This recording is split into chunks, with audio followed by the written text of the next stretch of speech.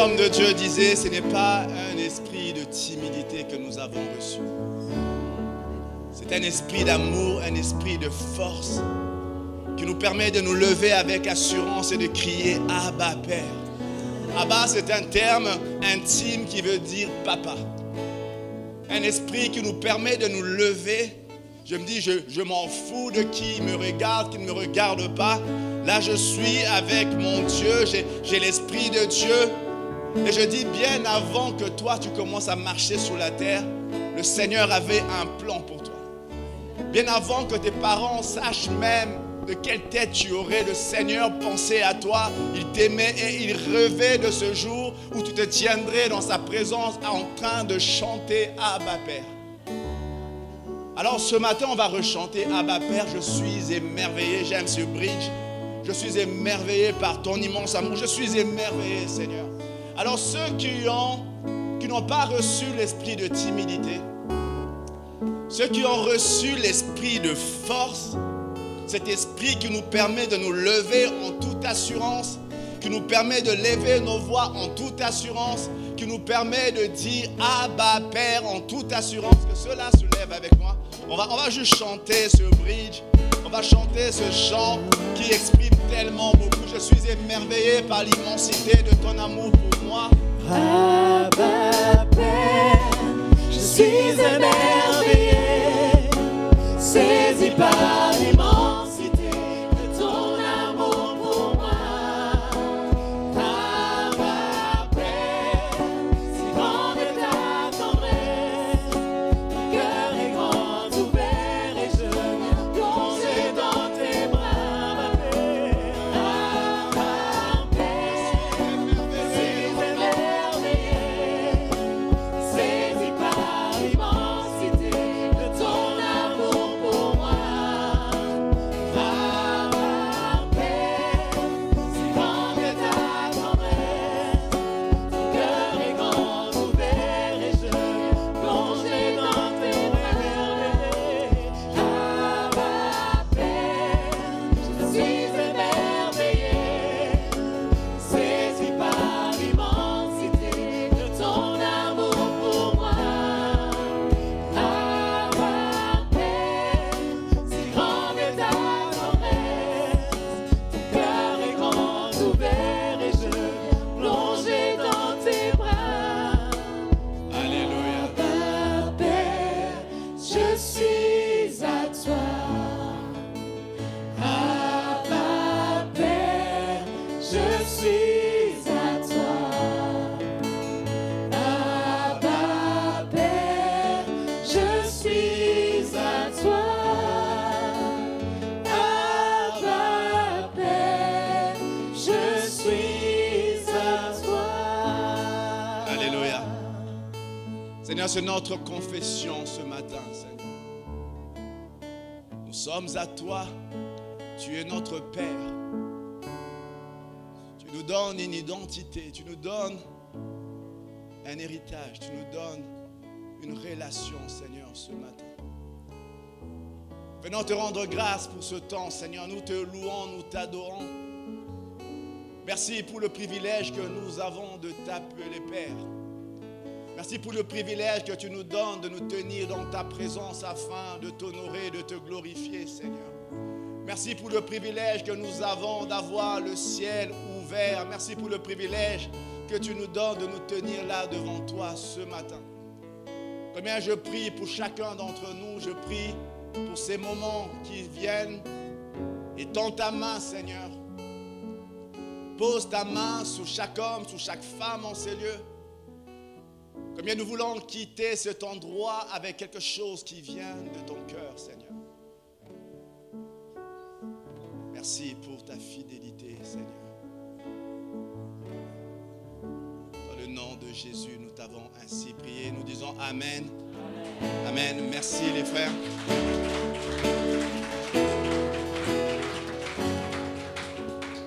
Voilà, on va se saluer rapidement.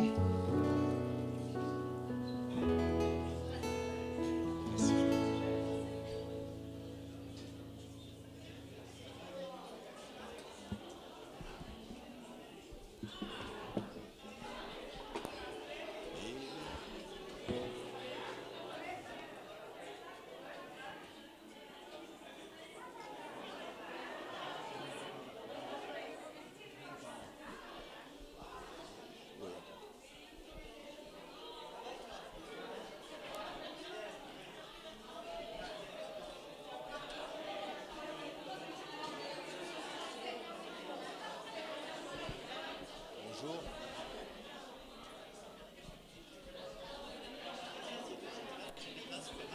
Ça me dérange pas d'être mis.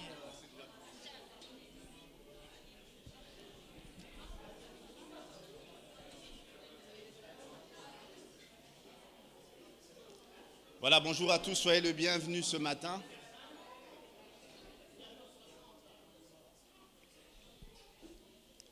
En plein mois d'été, il fait chaud, plusieurs en vacances.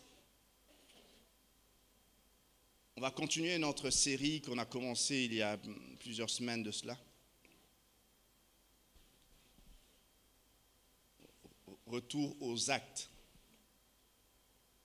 Nous allons poursuivre. On a vu la dernière fois, la semaine dernière, c'est moi qui partageais cela. On a vu ce qui s'est passé à l'époque des actes quand il y a eu cette persécution et la conversion de Saul de Tarse qui est devenu l'apôtre Paul. Et comment l'Église a connu une percée extraordinaire. L'Église, malgré la douleur, malgré les difficultés, malgré l'obscurité, l'Église a continué à porter du fruit. Et là, on se retrouve dans une situation, juste l'histoire qui vient après, où on voit l'Église qui est à la croisée des chemins. Jusqu'à présent, gardez à l'esprit que l'Église est essentiellement juive. C'est-à-dire que l'Église, jusqu'à présent, c'est 15-20 ans après la résurrection, l'Église est essentiellement juive. La plupart des gens qui composent l'Église, ce sont des Juifs. Certains sont des Juifs de l'extérieur, mais ce sont quand même des Juifs. Il n'y a quasi pas de païens, il n'y a quasi pas de... Quand je dis païens, c'est des gens qui ne sont pas juifs. On va lire dans Actes 9, 36, 43. Il y avait à Joppé parmi les disciples une femme nommée Tabitha, ce qui signifie Dorcas.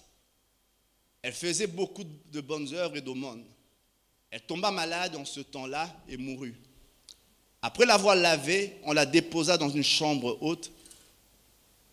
Et comme Lyde est près de Joppé, les disciples ayant appris que Pierre s'y trouvait, envoyèrent 2 hommes vers lui pour le prier de venir chez eux sans tarder.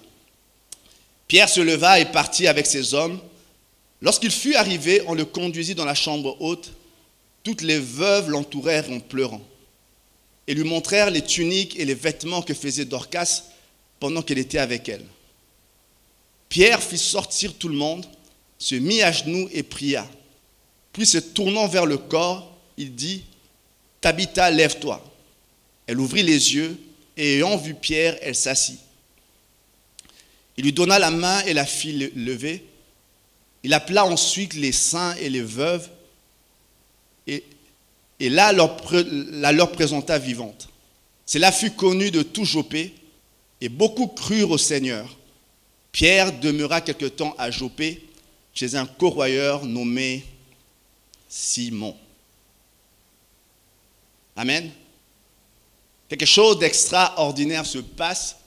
Mais ce qui commence, cette histoire commence par un drame. Quand les choses vont mal, qui sait qu'il est possible que ça aille encore plus mal? Quelqu'un tombe malade et puis tout d'un coup, un enchaînement se fait et la personne meurt. La personne meurt. C'était quelqu'un que tout le monde appréciait. Elle avait de bonnes œuvres, de choses bonnes qu'elle faisait. Tout le monde l'appréciait, cette dame-là. Mais il arrive qu'elle meure.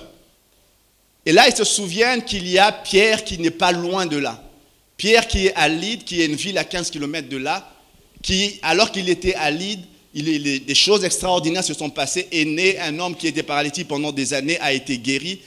Tout Lyde était imprégné de ce message-là. Et là, à Joppé, les chrétiens qui étaient là se rendent compte que la personne décède, Dorcas décède, et au lieu, à l'époque, la culture juive faisait qu'on devait enterrer les morts assez rapidement. On est en présence, il y a bien longtemps, il n'y a pas de chambre froide, tout ça pour garder les cadavres. Et là, il décide de faire monter le cadavre dans la chambre haute. La chambre haute, c'était souvent l'endroit où les disciples se réunissaient pour prier. Il décide de l'emmener dans le lieu de la prière et quelque chose me dit qu'ils étaient en train de prier pour que la résurrection se fasse. Mais rien ne se fait. Il ne lâche pas, il décide d'aller chercher Pierre qui était à côté. Moi, j'aime Joppé. Je ne sais pas si vous vous souvenez d'un autre, quelque chose d'autre qui s'est passé à Joppé. On va lire dans Jonas. Qui connaît Jonas? Qui sait qu'il y a Jonas dans la Bible? C'est quand la dernière fois que vous avez lu Jonas? Jonas, ce n'est pas ton voisin d'à côté. Jonas, c'est un livre de la Bible, c'est un livre qu'on lit très peu. C'est un livre, on va lire Jonas 1, 3. Et Jonas se leva pour aller à Tarsis, loin de la face de l'Éternel. Oh. On est merde. La parole de l'Éternel fut adressée, la parole de l'Éternel fut adressée à Jonas, fils d'Amittai, en ces mots. Lève-toi, va à Ninive, la grande ville, et crie contre elle, car sa méchanceté est montée jusqu'à moi. Et Jonas se leva pour s'enfuir à Tarsis, loin de la face de l'Éternel. Il descendit à Jaffo. Jaffo, c'est la même ville. En hébreu, c'est traduit Jaffo, c'est Joppé, c'est la même ville. Et il trouva un navire qui allait à Tarsis. Il paya le prix du transport et s'embarqua pour aller avec les passagers à Tarsis, loin de la face de l'Éternel. Je fais un parallélisme entre les deux histoires parce que les deux histoires se passent à Joppé. Les deux histoires, Joppé, c'est une ville côtière.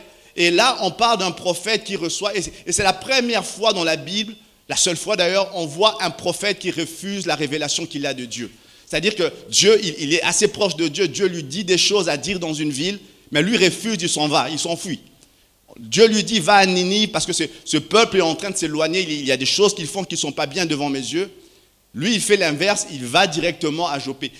Il va à Joppé et il prend un bateau, non pas pour aller à Ninive, il prend un bateau pour s'enfuir vers Tarsis. Et moi, quand je lis ça, je me rends compte que Joppé, c'est l'endroit où nos idées changent. Un homme comme Jonas, c'était un juif. C'était un juif qui a toujours vécu dans la nation juive. Et avant lui, la plupart des prophètes s'adressaient essentiellement à la nation juive. Il y avait des fois des moments comme Élie, comme Ésaü, qui adressaient des paroles prophétiques sur des nations étrangères. Mais la plupart exerçaient leur ministère en Israël. Et là, lui, Dieu vient lui dire, va à Ninive, qui est une ville non juive, qui est loin, une grande ville, une grande mégapole. Et lui qui est juif, c'est un changement de valeur extraordinaire. C'est quelque chose qui se passe là, que lui n'accepte pas. Et il sait que s'il va à Ninive, ces gens-là peuvent se convertir. Et peut-être qu'il y avait une inimitié entre eux, contre ces gens-là. Il refuse de faire ça. Joppé, c'est l'endroit où Jonas a fait le choix de ne pas suivre ce que Dieu lui demandait de faire. Joppé, c'est l'endroit où notre façon, nos idées par rapport à ce que nous sommes, par rapport à ce que Dieu est, par rapport aux autres changent. Joppé, tout comme dans le temps de Jonas, et on revient au temps des apôtres, c'est l'endroit où un choix doit être fait. Moi, j'aime cette histoire parce que après ça, on va le lire tout à l'heure, après ça, on voyait l'église en train de monter, mais quelque chose de grand se passe à Joppé, parce qu'à Joppé, on va le lire tout à l'heure, c'est la première fois qu'un non-chrétien va se convertir. C'est la première fois à Joppé que Paul va recevoir une vision où Dieu va lui dire, ne considère pas impur ce que moi j'appelle pur. Là, dans cette maison-là, dans la maison de Simon le corroyeur, il va être en train de prier et puis Dieu lui donne une révélation. Et vous savez, ça, ce qui se passe à Joppé, ça, c'est la suite de l'église. Ce qui se passe à Joppé là, si Pierre ne reçoit pas la pensée de Dieu, s'il ne change pas ses idées sur ce que Dieu veut, l'église va rester un petit truc des Juifs. Vous et moi, on ne serait pas là. L'église resterait une petite secte juive qui a plus ou moins réussi. Mais Dieu sait que le moment vient où il faut passer à la vitesse supérieure. Il y a un moment où Dieu sait qu'il faut de nouvelles idées pour que les choses continuent à aller loin. Hier, il y avait une formation qu'on faisait avec ceux qui voulaient en tout cas. Et une des choses qu'on explique, c'est que bien souvent, nous nous convertissons, notre esprit, et Dieu agit merveilleusement là-dedans, mais nos façons de penser restent nos façons de penser. Nous sommes nés, nous avons grandi dans un certain contexte, dans une certaine culture, et bien que nous sommes touchés par Dieu, notre façon de penser reste essentiellement la même. Notre façon de penser a besoin d'être changée. Et ce qui se passe à Joppé, Dieu explique, et moi je le conçois de cette façon-là, l'Église a besoin de passer à la vitesse supérieure. Un petit truc juif qui va devenir un truc qui va bouleverser le monde. Et nous sommes encore là pour en parler. Mais pour faire ça, il fallait qu'à Joppé, comme Jonas auparavant, que Pierre décide de changer ses idées par rapport à ce que Dieu veut faire. L'histoire nous apprend, je reviens au monde moderne.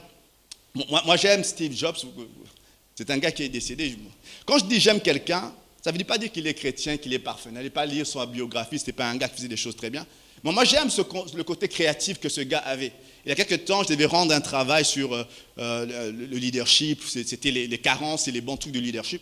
Et moi j'avais choisi de faire sur Steve Jobs. C'était assez passionnant de lire l'histoire de sa vie. Il n'était pas très honnête le gars, mais il était visionnaire. Il y a un moment, au début, avant même que les ordinateurs n'existent, quand il a vu le premier ordinateur, son rêve était à ce moment-là de faire que les ordinateurs entrent dans les maisons. Avant les ordinateurs, c'était des grands bazars énormes, tout ça. Et lui, son rêve, c'était de faire que les ordinateurs entrent dans les maisons. Il a cherché des financements, tout ça, et les gens lui disaient à l'époque, ça n'a aucune utilité un ordinateur dans une maison. Qui pense que vous avez raison? Ça n'avait aucune utilité un ordinateur dans une maison.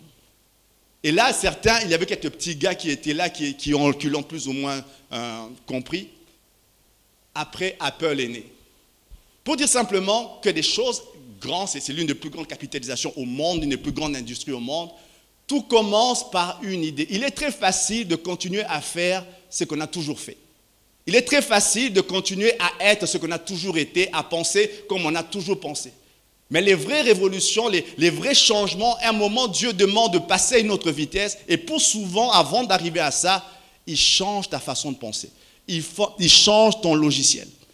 Moi, j'aime, il y a quelques temps, il y a cette pub, moi, ça m'avait marqué, j'étais encore tout jeune à l'époque, où il lançait un produit et il a fait une campagne de pub, c'était Think Different. Il met plusieurs personnes, il parle d'Einstein, il y avait Picasso, il y a plein de gens qui sont là.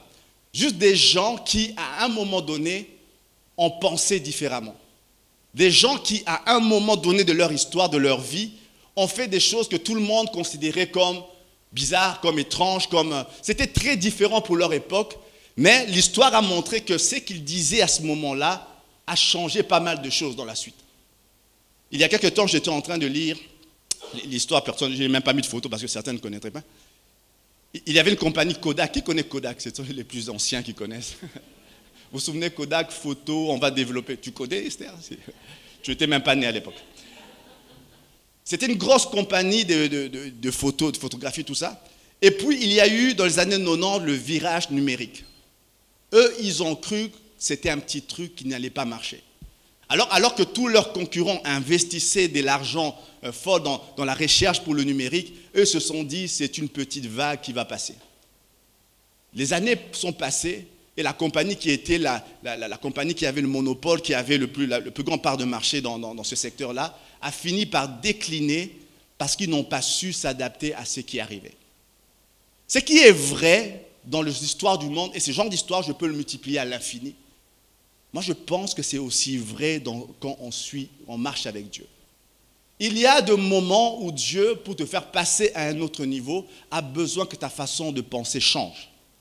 Il y a des moments où Dieu sait que l'Église, si ça reste un truc de juif, ça va être limité. Et le but de Jésus, le but de Dieu est que le monde entier soit touché.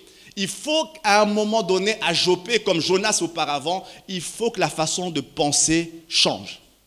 Il faut que ta vision de ce que Dieu veut, de ce que Dieu est, change.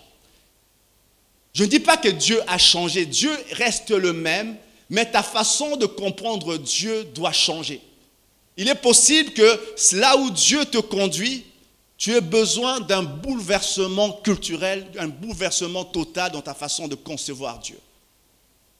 Sans cela, tu vas faire comme Jonas, tu vas vouloir reproduire ce que les autres ont fait. Et on a vu l'histoire, je vous invite à lire à la maison. Jonas s'enfuit, et là, alors qu'il est en train de s'enfuir vers une autre ville, Tarsis, à un moment donné, des tempêtes se lèvent, et puis Jonas finit par sombrer, il y a un animal qui l'avale et tout ça. jusqu'à ce qu'ils se repentent et reviennent à ce que Dieu avait fait.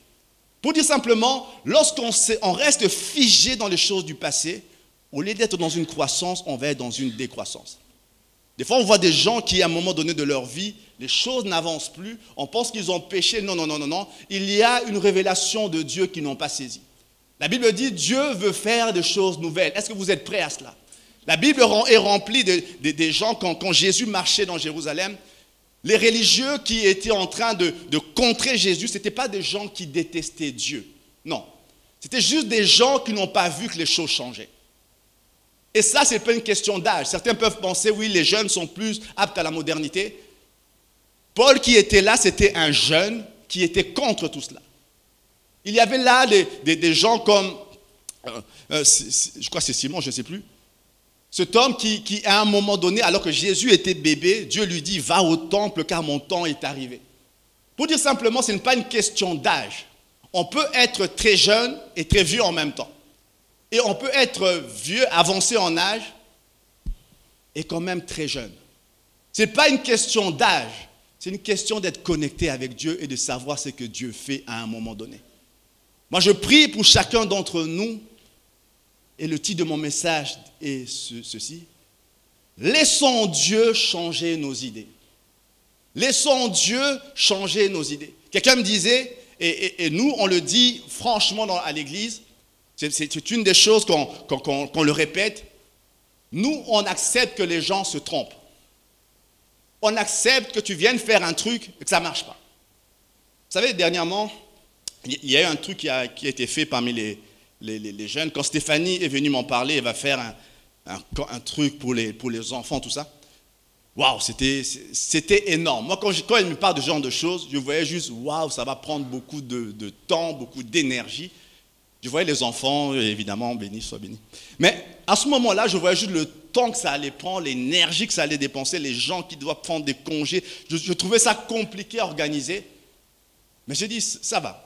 Parce que simplement, on se dit, non, je ne voulais pas que tu te trompes. Ce n'était pas ça du tout. Mais on dit, même si des fois les gens se trompent, à moins que Dieu me dise, ne fais pas ça. Même si les gens se trompent, on accepte que les gens se trompent. Mais ce qu'on n'accepte pas, c'est que les gens restent dans l'erreur. On accepte que les gens fassent des fois des choses qui ne marchent pas. Et nous, on en a fait pas mal. Mais ce qu'on refuse, c'est qu'on puisse rester dans l'erreur. J'en parle hier parce que hier, j'avais un coup de fil, on avait un coup de fil d'une maman d'un enfant qui était là et qui racontait comment, il dit, mais qu'est-ce qui s'est passé à Arlan? Il y a comme un réveil chez moi. Il y a mon fils qui part d'évangéliser, de prier. C'est quelque chose d'extraordinaire qui a été pendant un moment. Vous savez, entre deux balles de foot, match de foot, certains étaient baptisés de l'esprit. Entre deux jeux, on est en train de courir. À un moment, on vient, on se met à prier. Et moi, j'aime ça. Et quand cette maman qui appelle pour raconter ce qui s'est passé et ce qu'il est en train de vivre avec son fils, et que quand on est en train de discuter avec le fils, toute la maison reste là, un enfant de 11-12 ans qui est en train de ramener comme un réveil dans la maison. Et je dis, tout a commencé parce que des gens voulaient faire des choses un peu différentes. La logique est de dire, on va faire ce qu'on a toujours fait pendant l'été, tout le monde est au repos, tranquille, tout ça. Elles ont voulu faire les choses différemment. Ça demande de l'énergie, ça demande, mais surtout comprendre que Dieu, à un moment donné, te donne une idée différente. Si vous continuez avec les mêmes idées, si nous continuons avec les mêmes idées du passé, nous vivrons les mêmes choses que le passé. Mais il y a un moment donné, Dieu te demande, passe à une autre dimension. Mais pour faire ça, il te met des opportunités de penser différemment. Et Pierre est en train de vivre ça à Joppé. Jonas, en son temps, l'a vécu à Joppé. Et vous aussi, vous êtes ici à Joppé. Non, nous sommes à Arlan, mais considérez Joppé quand même. Nous sommes à Joppé. Dieu veut te donner une pensée différente. Ce qui va venir, les choses qui viennent nécessitent que tu aies une idée différente de Dieu. Bien souvent, lorsqu'on voit des œuvres décroître, et moi j'aime ça, je ne sais pas où j'ai mis sa photo, ce gars-là. J'aime ce gars, j'ai mis une photo de Brian Houston. Qui connaît Brian Houston? Personne ne connaît. Qui ne connaît pas Brian Houston? C'est marrant. Qui connaît personne, qui ne connaît pas personne. Alors, qui pense qu'il ne connaît pas Brian Houston? Brian Houston, c'est le pasteur d'une église en Australie, une église que j'aime beaucoup. Vous savez, quand on vient dimanche ici, plein de chants qu'on chante, c'est leur église qui a composé ça. Plein de chants qu'on chante. Quand les chants qu'on a chantés, il y en a 2 ou 3 ce matin, ou 2, je ne sais plus, des chants qui viennent de leur église. Ce gars était un pasteur en Australie. Vous savez, la plupart des musiques, avant, moi quand je me suis converti, la plupart des musiques, vous savez, maintenant il y a une certaine richesse dans la francophonie. Avant, souvent les chants francophones étaient des traductions de chants en anglais. La plupart de ces chants venaient plutôt des États-Unis. Et quelque part en Australie, quelqu'un se levait, une église, quelqu'un se levait, mais il vient d'un contexte assez particulier où son père est tombé dans un scandale. C'était un pasteur lui aussi. Il avait commis des attouchements envers des enfants. C'était un scandale immense et son nom était attaché à ce scandale-là. C'était son père, lui n'avait rien fait. Et puis, à un moment, il est parti à Sydney en plein centre de la ville. Il a commencé une église. L'église commençait à grandir, tout ça. Et puis Dieu lui met une pensée différente, ça ne s'est jamais vu auparavant. Dieu lui parle de la louange qui doit être au milieu du culte, au milieu. Et à un moment donné, quand il commence à faire ça, son église se divise, beaucoup de gens n'étaient pas d'accord. Son église se sépare, il y a des gens qui s'en vont. Il reste un petit noyau, mais il reste avec l'idée que Dieu lui donne. Des années après années, je montre une image de son église, je ne sais pas si ça se voit. Ça, c'est son église. Ça, c'est son église. Et le monde entier, maintenant, quand on voit des chants traduits en anglais, ça ne vient plus des États-Unis, ça vient d'Australie. Non, ça vient d'une seule église en Australie. La plupart des chants qu'on chante, il y a plein de chants qu'on chante ici, Benjamin, Ruth peut vous en donner plusieurs, viennent d'une église en Australie.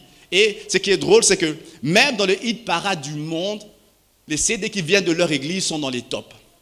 C'est-à-dire qu'il y a non seulement des non-chrétiens qui sont touchés, les chrétiens qui sont touchés, qui aiment cette louange-là, même les gens du monde trouvent ce qu'il y a. Et il y a 1 an ou 2, il y avait un studio américain qui avait été trouvé étrange ce truc-là et qui voulait faire un film sur l'histoire de cette église. Moi, pendant des années, on m'a toujours dit que Paris était un endroit difficile. Et j'ai vu cette église venir à Paris. On m'a toujours dit Paris intramuros, c'est compliqué. C'est vrai, Joël? C'est compliqué. J'ai vu cette église venir à Paris. J'ai vu cette église commencer avec quelques personnes. J'ai vu cette église grandir avec des milliers de personnes. Pour dire simplement, à un moment donné, quelqu'un qui pense, qui reçoit la pensée de Dieu et qui fait les choses différentes. À un moment donné. Il y a des choses que Dieu veut faire, mais Dieu s'attend à ce que tu acceptes les idées nouvelles que Dieu va te communiquer. Amen. Mon premier point ce matin, à Joppé, lorsque Dieu change nos idées sur lui-même, sur Dieu. Dieu change nos idées sur lui. On va lire. Comme Lydde est près de Joppé, les disciples ayant appris que Pierre s'y trouvait envoyèrent 2 hommes vers lui pour le prier de venir chez eux sans tarder. L'histoire est celle que j'ai racontée tout à l'heure. Une sœur que tout le monde aime bien parce qu'elle faisait des choses bonnes. Vous savez, il y a des gens dont on peut dire beaucoup de choses. Quand quelqu'un meurt, on dit toujours des choses intéressantes, des choses gentilles. En fonction de quand c'est vrai, c'est long. Quand c'est pas vrai, c'est plus court. Mais on dit toujours des choses gentilles. Elle, c'était vraiment vrai. C'est-à-dire que ce n'est pas des gens de personnes, on dirait, oui, et quand elle était là, elle était en pleine polémique avec des gens. Non, on parle des choses bonnes et la plupart des gens avaient retenu les choses bonnes que cette sœur faisait. À un moment, un malheur arrive, les choses se compliquent et il meurt. Et vous savez que quand il décide d'aller chercher Pierre, personne n'avait jamais ressuscité un mort à part Jésus. Quand il décide à ce moment-là de faire un truc le Saint-Esprit est descendu, des choses extraordinaires ont pris place, on a eu toutes sortes de guérisons, mais on n'avait pas encore eu quelqu'un qui ressuscite de mort. Vous l'avez lu quelque part?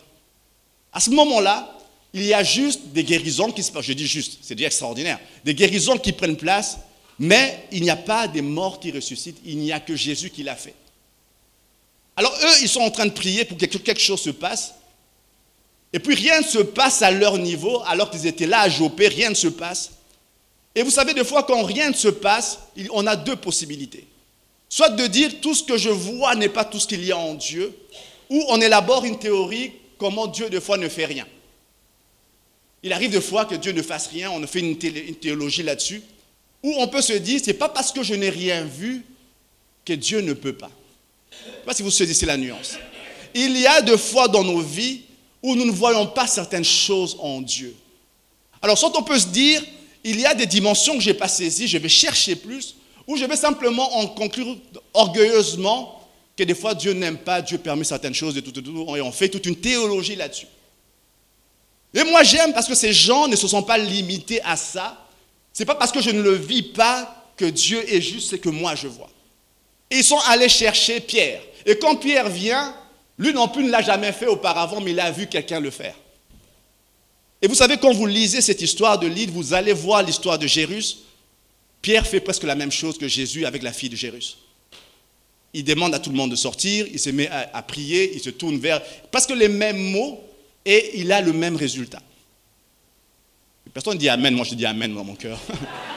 Je dis moi-même Amen. Pour dire simplement, lorsqu'ils connaissent un échec, ils ne réduisent pas Dieu à la mesure de leur échec, de ce qu'eux voient de leurs yeux. Dieu reste Dieu, peu importe ce que tu vois. Dieu reste Dieu. Et là, quand ils sont dans cette situation-là, même Pierre, ils n'ont jamais vu Pierre, ils n'ont jamais entendu que Pierre avait fait ça. Mais eux, comme nous, ils ont su qu'il y avait un gars qui se promenait en Galilée qui lui avait fait ça. Ils ont su qu'il y avait un Saint-Esprit qui était répandu et que des choses extraordinaires étaient possibles. Ils ont compris que Jésus avait dit que ce que lui a fait, que ceux qui viendraient après feraient des choses encore plus grandes. Ils ont juste saisi cela et ils ont refusé de se limiter à ce qu'eux voyaient. Ils ont dit, il y a plus, même si moi, j'y arrive pas. Dieu n'est pas simplement ce que moi, je vis à mon niveau. Je n'ai pas atteint cette dimension-là, mais je crois qu'on peut chercher plus. Et ils sont allés chercher quelqu'un qui, lui, vivait déjà plus. Moi, j'aime cette dimension-là où nous refusons de limiter Dieu à la mesure de notre propre dimension, c'est que nous, on voit devant nos yeux. Si on comprend cela, et moi j'aime parce que ces deux histoires, on va lire la suite, ces deux histoires sont proches. Dieu vient changer les idées d'abord des gens qui étaient à Joppé. Et même Pierre qui est acteur de tout cela, même lui c'est une expérience nouvelle qu'il est en train de vivre. Apprendre à dire simplement que mon Dieu est plus grand que mes circonstances. Que Dieu est plus grand que ce que je vois ou que ce que je ne vois pas. C'est que sa Bible, sa parole dit, est bien plus réelle que ce que ma réalité me dit. Même s'il arrivait que ma réalité... Et vous savez, des fois, quand on est en train de prier, les choses se compliquent, vous priez pour quelqu'un. Mais quand il meurt, c'est là qu'on dit c'est fini. C'est là qu'on dit, le gars, on peut ranger nos Bibles, tout ça, c'est fini, il faut être raisonnable. Et à un moment donné, ces hommes qui étaient là, eux pensent différemment, parce que simplement, ils avaient entendu dire, je ne sais pas si certains d'entre eux étaient là, je ne pense pas, ils avaient entendu dire qu'un jour, Jésus était en train de se promener, on est venu lui dire qu'un de ses amis était malade, et puis il a dit non, cette maladie ne mène pas à la mort, il est resté là, et puis l'ami est mort. 4 jours après, il revient, il demande aux gens d'ouvrir le tombeau et il dit Lazare sort, Lazare. Et cette histoire avait marqué Israël. Et même si Jésus était au ciel, il savait que l'Esprit de Dieu était là. Et même si eux ne vivaient pas ça, ils savaient que c'était possible quand même de vivre cela. C'était possible de vivre cela. Mais pour faire ça, il faut être assez ouvert pour se dire simplement, ma réalité n'est pas tout ce qu'il y a en Dieu. Moi, je pense que si on est prêt à reconnaître cela, si on est prêt à dire, ce n'est pas parce que je ne vis pas certaines choses que je vais limiter Dieu à cela. Ce n'est pas parce que je ne vois pas certaines choses que je vais limiter Dieu à cela. Il y a quelques années, non pas quelques années, il y a des siècles de cela. Tout ce qu'on est en train de lire actuellement, on l'a vu, des choses extraordinaires qui sont en train de se passer. On voyait des gens qui étaient baptisés du Saint-Esprit, qui parlaient en langue. Pendant des siècles, tout ça avait cessé. Pendant pas des années, pendant des siècles. Pendant des siècles, plus personne, il y avait l'Esprit de Dieu qui agissait, mais il y avait certaines dimensions en Dieu que les gens ne parvenaient plus à saisir. Jusqu'à ce que tout commence par une idée qui change. Et cette idée, vous savez, quand ils se disent, on va faire des choses, on va prier pour que cette fille ressuscite, parce qu'ils ont vu quelque part cela se faire dans la Bible. Quand vous venez avec une idée qui n'est pas dans la Bible, c'est là que vous pouvez vous méfier. Mais là, ils ont vu quelque chose comme ça se faire. Et il y a plus d'un siècle de cela, il y avait des gens qui étaient là, qui qui vivaient des choses en Dieu, mais qui sentaient en eux une insatisfaction et commençaient à lire leur Bible à nouveau pour se rendre compte que tout ce qui était écrit là n'est pas ce qu'eux vivaient. Et se sont décidés simplement de se mettre à prier et de chercher ce qui était écrit là. Et ce qui était écrit là est devenu leur réalité à eux en ce moment-là. Pour dire simplement, il est possible qu'on se confonde, qu'on se limite à ce que nous connaissons déjà de Dieu. Et se dire simplement, Dieu n'est pas tout ce que nous vivons, il y a bien plus encore, d'où le titre de cette série, Retour aux actes, parce qu'on est convaincu que tout ce qu'il y a en Dieu, nous ne le vivons pas encore, il y a moyen d'aller chercher, mais il faut connaître qu'on a besoin de ça. Amen. Dieu appelle quelqu'un ce matin à changer ses idées sur sa personne. Nous tous ici, qu'on le sache pas, je vais peut-être vous en informer. Nous venons d'un arrière-plan particulier.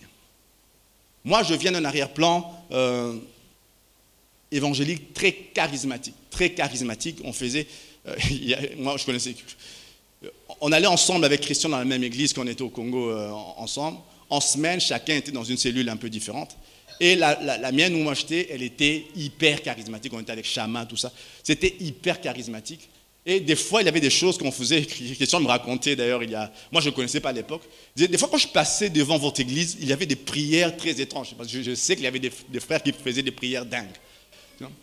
Genre, on entendait des gens parler du feu qui allait tomber, tout ça. Je me souviens de ce moment-là. Et vous savez, quand vous venez d'un contexte particulier, peu importe où vous êtes, vous avez tendance à reproduire le contexte dans lequel vous vivez. Vous avez tendance à reproduire cela. Vous venez d'un contexte où les gens sont plus éloignés des choses, de tout ce qui est charismatique, tout ça. Que vous le vouliez ou pas, vous allez avoir tendance à reproduire cela aussi dans là où Dieu va vous appeler. Mais il y a un moment, l'un comme l'autre, Dieu demande de changer ses idées par rapport à qui il est. Sinon, tu vas reproduire les mêmes choses que le passé. Ce qui était une bénédiction pour un moment donné va devenir à un moment donné quelque chose que tu vas porter traditionnellement ou religieusement qui va perdre toute la vie. Dieu te dit à un moment, j'ai quelque chose d'autre pour toi, mais il faut que tu sois assez ouvert comme Pierre à ce moment-là parce que j'ai autre chose pour toi. Au début, ça peut te faire peur. Au début, tu peux avoir tout ton arrière-plan qui va dire non, mais va relire calmement dans ma parole, tu vas voir que c'est écrit comme ça. Et vous savez, les gens qui sont en train, la première fois dans les années, pas la première fois, dans 1900, lorsque les gens sont à nouveau baptisés du Saint-Esprit, se mettent à parler en langue, il y a juste une incrédulité. On pourrait se dire que ces gens, waouh, l'église accueille ça, les bras ouverts, extraordinaire. La plupart des gens qui étaient là sont chassés de leurs églises. La plupart des gens qui connaissent, qui vivent cette expérience-là sont mis dehors de leurs églises parce que c'est une chose bizarre et ils vont trouver un truc un peu abandonné à Souza-Street, la rue à Souza. Ils se mettent là, une petite dizaine. Et là, de cet endroit-là, des gens viennent d'un peu partout. Les églises que vous connaissez maintenant, les Assemblées de Dieu, Église de Dieu, toutes ces églises-là. Les gens viennent un peu partout, vont là, ils sont touchés, ils vivent quelque chose de nouveau et retournent dans leur pays. Et puis finalement, le mouvement de Pentecôte, le mouvement évangélique grandit. On est des siècles plus tard et statistiquement, c'est le mouvement qui grandit le plus au monde. Certains disent que l'islam grandit le plus. Non, ce n'est pas l'islam. Ce n'est pas du tout l'islam. C'est ce mouvement qui grandit le plus au monde. Tout avait commencé avec quelques gars qui avaient compris quelque chose d'ancien, finalement, dans une petite église, dans une petite salle, parce qu'ils avaient compris quelque chose de nouveau de Dieu. Quelqu'un saisit ça? Dieu nous appelle à entrer dans quelque chose de différent. Ça peut être au niveau, on parle de choses spirituelles, ça peut aussi être dans des choses simplement de ce monde. On peut avoir tendance, vous savez, quand on fait quelque chose de différent, on est souvent... À moins que ça ne soit pas assez différent. Si c'est vraiment très différent, vous avez peu de gens qui sont derrière vous pour applaudir. Vous avez juste une profonde conviction. Vous avez peu de chances de succès, mais vous avez juste une profonde conviction qui n'est pas basée sur une étude statistique sur des chances de succès. C'est juste une profonde conviction. Amen. Je prie ce matin que Dieu change nos idées. La Bible dit, c'est l'apôtre Paul qui dit, « Ne vous conformez pas au siècle présent, mais soyez transformés par le renouvellement de l'intelligence, afin que vous discerniez quelle est la volonté de Dieu, ce qui est bon, agréable et parfait. » Parce que l'apôtre Paul savait que nous avons tous une capacité à nous conformer. Et parce que se conformer, c'est beaucoup plus facile que de chercher quelque chose de différent. Se conformer, c'est quelque chose, ce sont des sentiers déjà balisés, c'est bien, Mais il peut arriver à un moment donné que Dieu te dise, ne te conforme pas. Dieu t'appelle à autre chose. Voilà pourquoi je pense, moi, en tant que chrétien, qu'une vie chrétienne qui bouge, qui cherche Dieu, une vie chrétienne qui grandit, c'est des gens, des hommes et des femmes qui, à un moment donné, doivent apprendre à entendre Dieu personnellement. Ça veut dire qu'il peut y avoir, et on a tous, je l'ai dit, moi je ne le rejette absolument pas, je sais le contexte dans lequel je suis venu au Seigneur, ce contexte, ça m'a apporté des choses. Mais il y a à un moment donné, Dieu doit pouvoir te dire des choses à toi personnellement, parce que Dieu a des choses à te dire, Dieu veut te conduire dans une dimension, toi personnellement, quelque part. Amen. Je prie ce soir, ce matin, pour qu'il y ait des hommes et des femmes qui aient leur intelligence révolutionnée. Ça va? Amen. Mon deuxième point ce matin, à Joppé, lorsque Dieu change nos idées sur les hommes. On va lire. Et une voix lui dit, lève-toi, Pierre. Non, j'ai mis ça à l'avance. Acte 10, 28. Je suis perdu dans mes notes.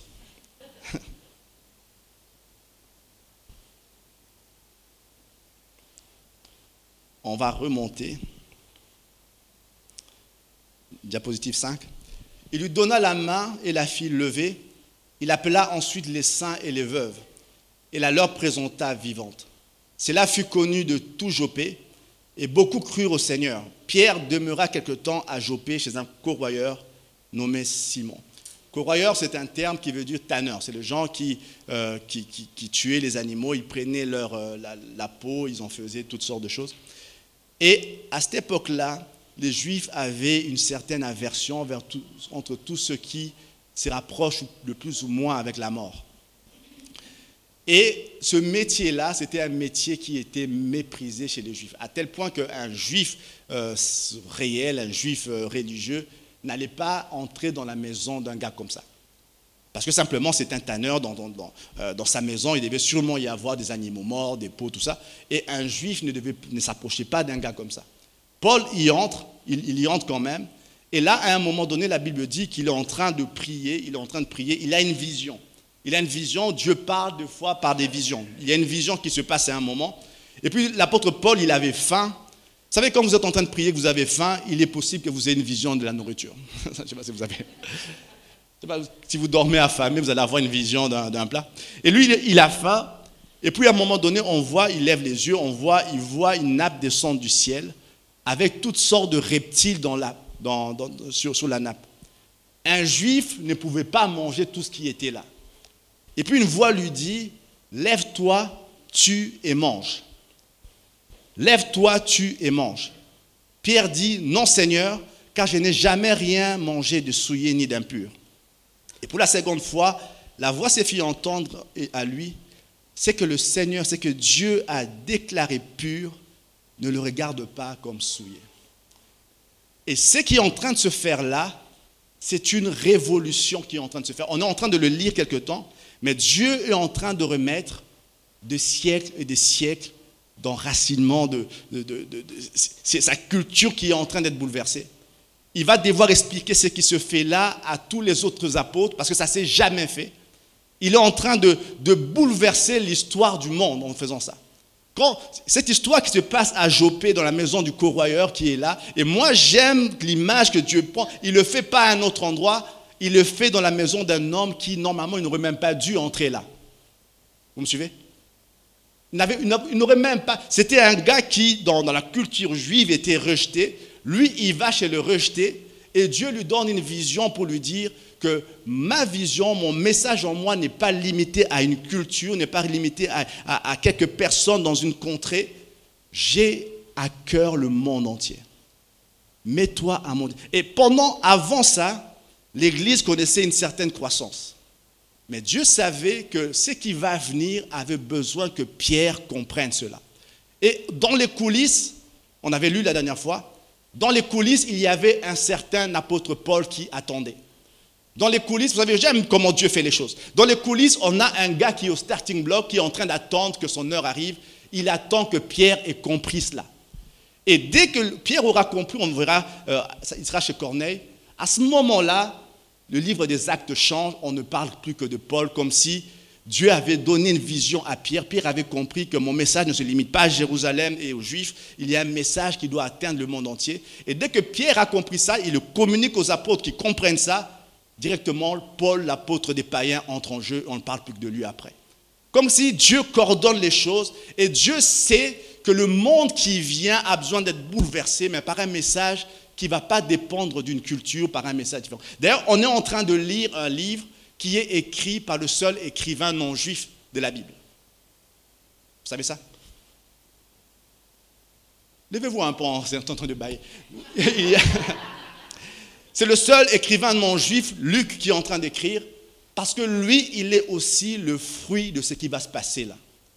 Lui qui est grec, qui n'est pas de culture juive, il est en train d'écrire le livre de l'évangile de Luc et puis le livre des Actes. Lui-même n'est pas juif. Si ce moment, cet événement n'avait pas eu lieu, il n'y aurait pas eu de Luc, il n'y aurait pas eu de livre des Actes, il n'y aurait pas eu ni vous ni moi ici, et l'Église aurait été quelque chose d'un peu confidentiel dans une culture juive. On l'aurait lu comme une petite histoire qui s'est passée en Judée dans les années, zéro, au début du siècle, au début du millénaire, pour se dire simplement que ce qui se passe là allait changer l'histoire du monde. Ça se passe dans une maison quand un homme simple est en train de recevoir une vision différente de Dieu. Dieu t'appelle à changer tes idées sur les hommes. Et j'aime, moi, ce que Dieu fait, c'est à Jopé, c'est dans la maison de Simon, le tanneur, et ça concerne Corneille, le non-juif qui est romain. Tout ça dans une ville symbolique, une ville où, à un moment donné, quand Dieu avait parlé à Jonas des siècles auparavant, va toucher une ville non chrétienne, non juive, va leur parler de Dieu. Jonas a refusé de faire ça parce qu'il y avait en lui tellement de choses qui lui disaient non, c'est pas ta culture, c'est pas ta religion, c'est des gens avec qui vous êtes ennemis avec ces gens-là, n'y va pas, n'y va pas, n'y va pas. Dieu lui dit, vas-y quand même, il n'y va pas. Et il s'enfuit, il s'éloigne. Et quand il s'éloigne, il s'effondre. Et on pourrait dire, il a fait des choses horribles, il s'est éloigné de Dieu, il n'a commis aucun péché, ce gars-là, on dirait, il n'a pas fait de péché grossier, il n'a pas abandonné sa foi, mais il est juste resté dans ses préjugés. Il est juste resté dans ses préjugés et il a commencé à s'effondrer. Et Paul, dans la même ville, des siècles plus tard, Dieu lui redit la même chose, c'est presque le même message, il y a quelque chose de plus grand que je vais faire, mais tu as besoin de dépasser tes préjugés sur les gens. Tu as besoin de dépasser ce que tu penses des gens. Tu as besoin d'aller plus loin que ce que ta culture te dit des gens. Tu as besoin d'aller plus loin et de ne considérer aucun homme, aucune femme sur cette terre comme perdu. Tant qu'il est vivant, il y a une possibilité qu'il soit touché. Tant qu'il est vivant, tant qu'il est en train de marcher, tant qu'il a un petit souffle de vie, il y a une possibilité. Refuse de dire que la situation est perdue, est abandonnée. Tant qu'il y a une possibilité de gagner une âme, donne tout ce que tu peux, il y a une possibilité de gagner une âme. Nous avons tous ici des préjugés qui nous conditionnent. Et il y a ceux qui en sont conscients, ceux qui n'en sont pas conscients. Mais on en a tous des préjugés. Et la Bible, et c'est que moi je ressens dans mon cœur ce matin, Dieu te dit d'aller au-delà de cela. Dieu te demande d'aller au-delà de cela. Dieu te demande de changer tes idées par rapport aux hommes. Je ne sais pas si vous avez considéré, si dans votre entourage, vous considérez certaines personnes comme définitivement irrécupérables. Quelqu'un est en train de rire profondément. Je ne sais pas si vous avez ça, ces genres de personnes. Vous savez, il y a des gens qui ont fait des choses tellement graves que vous pouvez les considérer comme irrécupérables. Irrécupérables. La Bible est remplie et le Seigneur, et vous savez, une des choses qui faisait que les pharisiens détestaient Jésus, c'est qu'il allait vers des gens irrécupérables. Il avait la réputation d'être des amis des publicains et des femmes de mauvaise vie. On va le dire différemment. Des prostituées et des voleurs. Des prostituées, des femmes de mauvaise vie. Et vous savez, dans la culture juive, un collecteur d'impôts, heureusement ça a changé, c'est plus comme ça maintenant, mais un collecteur d'impôts et un voleur, c'était la même chose. Et le prostitué n'était pas loin, la prostituée, c'était tout près. Et lui, il était connu pour être ami avec tous ces gens-là. Et des fois, il y avait des situations, un chef juif veut inviter Jésus, on sait qu'il est un rabbi, un rabbin qui a de l'influence. Et puis il voit qui est autour de lui, des publicains, des prostituées. Et juste ça disait, si c'était vraiment un homme de Dieu, il saurait qu'on peut. Et Jésus dit, ce sont les médecins, les malades qui ont besoin de médecins. Pour vous dire simplement, c'est que Paul est en train de faire, Jésus l'avait déjà enseigné. À un moment, on voit Jésus toucher la femme cananéenne. À un moment, on voit, et quand vous lisez l'histoire de Jésus avec la femme cananéenne, l'histoire est très... J'avais fait une étude là-dessus, c'était très symbolique parce que les Juifs considéraient les Cananéens comme des vrais traîtres. Les Juifs considéraient, je vais dire rapidement, l'histoire ancienne était que les Juifs avaient été déportés, les Cananéens étaient des gens qui sont venus prendre la place, ils se sont mélangés avec les Juifs qui étaient restés là. Et les Juifs avaient un mépris pour eux parce qu'ils avaient une culture, une religion qui mélangeait un peu de culture païenne, ils avaient un mélange de plein de choses.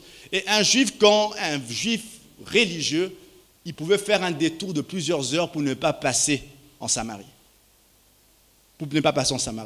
Et à ce moment-là, quand Jésus passe en Samarie pour rencontrer la femme, la Samaritaine, c'est quelque chose qui enfreint toutes les cultures juives, c'est quelque chose qui dépasse ce que les Juifs font d'habitude. Et quand les apôtres, les disciples viennent, ils trouvent Jésus en train de parler avec une femme samaritaine. C'est encore plus scandaleux pour eux. Mais Jésus savait qu'aucune personne ne devait être considérée comme perdue. Jésus savait que chaque homme, chaque femme sur cette terre est une personne que Dieu a créée, que le Seigneur aime, que le Seigneur veut toucher, que le Seigneur veut sauver. Chaque personne, que ce soit dans votre famille, dans votre entourage, vos voisins, chaque homme, chaque femme a du prix devant le Seigneur. Chaque homme, chaque femme, chaque cousin, chaque frère, chaque soeur, chaque personne, peu importe le mal que vous pensez que la personne a fait, cette personne-là a du prix devant Dieu. Bien souvent, nous mettons un carcan de foi religieux qui nous empêche de voir ça. Et dans la culture juive, à ce moment-là, les Samaritains étaient des gens définitivement perdus. Mais Jésus vient, il s'adresse à cette femme-là, cette femme est touchée. Elle va parler partout, les gens viennent de partout pour entendre Jésus, et les gens dans cette ville, des centaines et des centaines sont touchés, tous samaritains. Des gens qui n'avaient pas droit de citer en Israël, mais Jésus, le Seigneur a annoncé par là que mon message va transcender les cultures, mon message va transcender les temps, mon message va transcender les préjugés, parce que j'aime les hommes. Amen. Une voix s'effrie en temps, lève-toi et marche. Et puis quand Paul va, évidemment, Pierre sort de là, il rencontre les autres apôtres, ils sont surpris, il était chez Cornèle, un non-chrétien est baptisé du Saint-Esprit. Et puis il doit se justifier auprès des autres apôtres. Il écrit, vous savez, leur dit-il, qu'il est défendu à un juif de se lier avec un étranger et d'entrer chez lui. Mais Dieu m'a appris, quelqu'un a besoin d'apprendre ça, à ne regarder aucun homme comme souillé et impur. Dieu m'a appris qu'en dessous de toute souillure, de toute impureté, il y a une personne que le Seigneur a créée, que le Seigneur aime. Dieu m'a appris, peu importe la douleur, et vous savez quand il fait ça, les Juifs avaient des raisons de ne pas aimer les Romains. Quand il dit ça, il parle d'un Romain, mais ça aurait pu être n'importe quel peuple. Il dit, Dieu m'a appris à ne regarder aucun homme comme souillé, aucun homme comme impur. Dieu m'a appris à voir les gens et se dire, il y a un avenir malgré tout ce que je vois là. Tout ce que je suis en train de voir n'est pas tout ce qu'il y a. Il y a un avenir malgré ce que le mal, le tort que les gens peuvent faire. Il y a un avenir malgré la douleur que les gens peuvent causer. Il y a un avenir malgré ça. Et tout le plan de l'ennemi est de faire en sorte que nous puissions considérer des gens comme définitivement perdus et loin de Dieu. Et tout le plan de Dieu est de faire en sorte que des hommes qui comprennent qu'un homme, une âme a du prix devant Dieu. Et c'est ce que Paul est en train de comprendre. Il y a cette phrase que Jésus répétait énormément. Moi, ça m'a toujours fait du bien quand je le lis. Il dit, et il le répète plusieurs fois, dans ma conclusion, je l'écris, Matthieu 5, 21, 22, Jésus écrit, il dit, vous avez entendu qu'il a été dit que, œil pour œil, dent pour dent, tout ce qu'il a dit, beaucoup de choses, mais moi, je vous dis que. Jésus dit, il y a toute une dimension horizontale où on entend des choses, on a appris des choses. Mais quand on change, on vient au Seigneur, on change de royaume, on en a parlé pour ceux qui suivent les cours, on entre dans le royaume de Dieu. Dans ce royaume-là, les choses sont différentes. Il y a toute une façon d'apprendre des choses horizontales qu'on a eues, mais il y a un moment donné, Dieu dit, moi je vous dis qu'il y a une façon d'apprendre verticalement. Je ne sais pas si vous saisissez ça. Jésus dit, il vient remettre en question des années de culture dure, des années de compréhension erronée de ce qu'est le cœur de Dieu. Il dit, vous avez entendu dire œil pour œil, dent pour dent, mais moi je vous dis, aimez vos ennemis. Vous avez entendu dire qu'il y a ça qu'il faut faire, mais moi je vous dis que. Et beaucoup de gens dans notre génération ont besoin de savoir, vous avez entendu dire, la culture vous a dit que, les gens vous ont dit que, la religion vous a dit que, mais moi, ce matin, je veux vous dire que. Vous avez entendu dire d'un point de vue horizontal que certaines choses, mais moi, ce matin, verticalement, je vais vous dire, il y a une possibilité pour que n'importe quel homme, n'importe quelle femme sur cette terre soit touché par ma grâce. Vous avez entendu dire qu'il y a des gens qui sont définitivement perdus, mais moi, je vais vous dire qu'il y a une possibilité, peu importe aussi loin qu'est la personne, qu'il y ait que ces personnes reviennent. Il y a une possibilité. Vous avez entendu dire que quand quelqu'un est mort, c'est fini, mais moi, je vous dis que c'est possible que les choses renaissent. Vous avez entendu dire qu'à un moment donné, les choses sont impossibles, Dieu permet tout ça, mais moi, je vous dis que tout est possible à celui qui croit. Ce matin, et quand je le dis simplement, que nous ne réalisons pas à quel point des années de vie dans un monde déchu peuvent être en contradiction complète et totale avec ce que la parole de Dieu dit. Ceux qui n'ont pas compris ça, c'est que vous ne lisez pas beaucoup la Bible. Quand vous lisez la Bible, une des choses que la Bible fait, elle vous défie. Ça vous est déjà arrivé de lire la Bible, de la fermer de colère? Si vous ne l'avez pas encore fait, c'est que vous n'avez pas encore lu la Bible correctement. Il arrive des moments où vous lisez la Bible, et ce que vous y lisez, ça vous tape, ça vous cogne. Moi, ça m'est déjà arrivé même d'entrer dans une église. Là, certains le ressentent maintenant. Tout ce qu'on est en train de dire, c'est juste en train de vous énerver. Ça, c'est en train de vous énerver. Vous êtes en train de... Je me souviens une fois, c'était il y a quelques années. On était avec Christian, on n'était pas bien là où on était, si les choses ne se passaient pas bien, et on pensait avoir raison.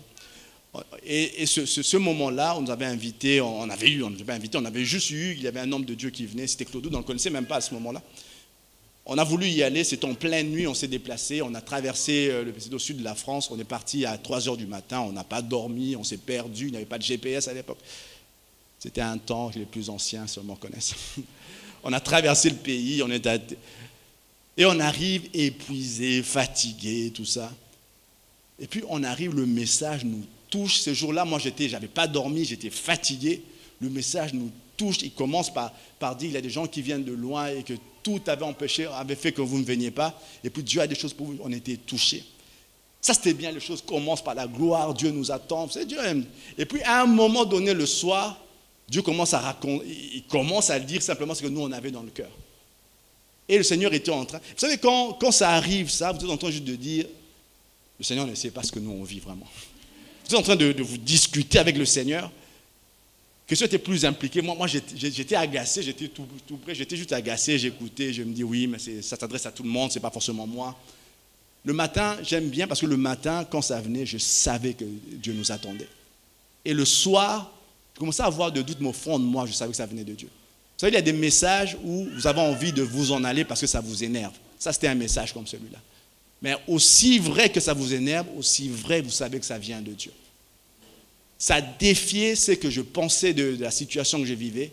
Et j'étais conscient, je pensais que Dieu était comme moi. Et puis je me suis rendu compte ce jour-là, absolument pas, il ne pense pas comme moi.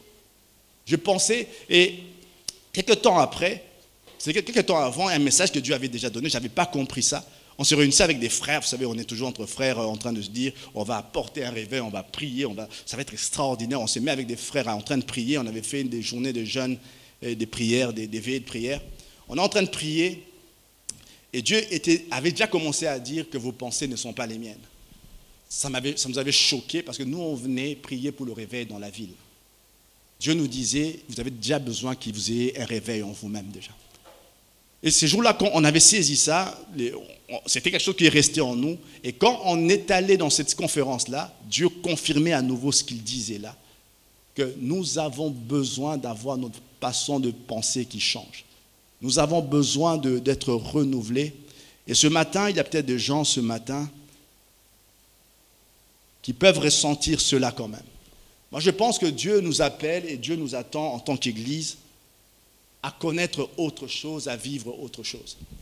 Dieu t'appelle individuellement à connaître autre chose, à vivre autre chose. Dieu t'attend quelque part, mais il est possible que tu aies l'impression que tu es en train de stagner, ou pire encore, comme Jonas, tu es en train simplement de baisser. Où on promet des choses extraordinaires que toi tu ne vis pas, et au contraire, au lieu d'être dans une croissance, toi tu es dans une décroissance. Tu n'as pas commis de péché, tu t'es pas éloigné de Dieu, tu pries toujours autant, tu loues Dieu, tu aimes le Seigneur, tu viens à l'église, tu fais tout ce que tu peux. Et Dieu te dit, et si c'était ta façon de penser? Si c'était les limites, le sage dit, le proverbe dit, de faire attention à son cœur, car de son cœur viennent les limites de la vie. Comme si le sage voulait écrire simplement qu'il y a des fois, Dieu veut faire des choses, mais dans notre cœur, on a créé des limites, on dit à Dieu, tu n'iras pas au-delà de ça. Et comme Dieu respecte l'homme, Dieu va rester à ce niveau-ci. Et il va attendre simplement que tu aies compris parce qu'il y a quelque chose pour toi au-delà de ce que tu penses. Mais Dieu restera là tant que toi, tu ne veux pas bouger. Ce matin, nous sommes à Jopé, l'endroit où les choses changent. On va prier.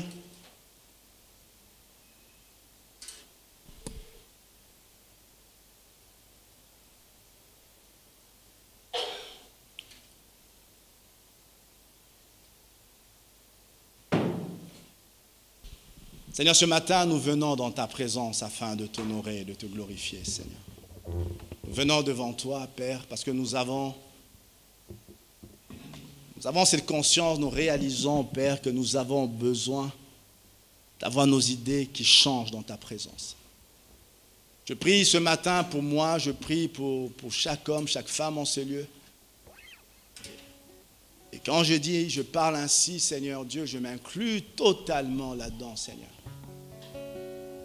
Seigneur, viens renouveler nos pensées, viens renouveler notre façon de réfléchir. Viens étendre les limites que nous avons mises dans nos pensées, Seigneur. Je prie ce matin, alors que c'était une révolution pour Pierre, ça avait été une révolution pour Jonas avant lui. Je prie que ce matin, alors que nous nous trouvons comme à Jopé, qu'il y ait comme une révolution. Nous voulons comprendre ce matin que tout ce que nous vivons n'est pas tout ce qu'il y a en toi, Seigneur.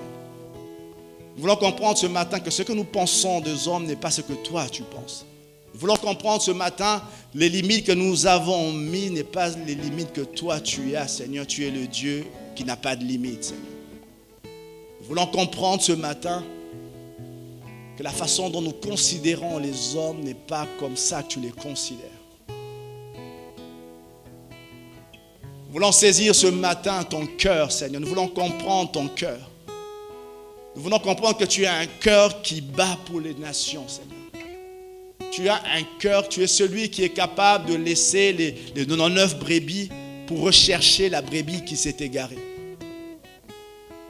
Et celui qui n'a pas compris ça n'a rien compris à ton cœur, Seigneur. Ce matin, nous venons te rendre grâce, nous voulons t'honorer. Si ce matin, il y a des gens qui se disent, je sens en moi le besoin que le Seigneur renouvelle mes pensées. Je sens en moi et vous êtes à l'aube d'une nouvelle dimension, si vous comprenez cela. Vous êtes à l'aube et j'ai donné des exemples de ce monde, des entreprises qui ont connu des croissances extraordinaires et tout partait d'une pensée. Alors imaginez ce qui arrive quand ce n'est pas des pensées de croissance financière, c'est juste des pensées qui viennent de Dieu. Ces pensées ont la capacité de changer votre monde, frère. Ces pensées ont la capacité de changer votre vie. Il y a des gens ce matin qui ont besoin d'entendre cela. Si tu te reconnais ce matin, dis Seigneur, j'ai besoin d'avoir une vision renouvelée de toi. Lève-toi simplement ce matin. Lève-toi simplement. On va chanter ce chant rapidement. Et pendant ce chant, soit en train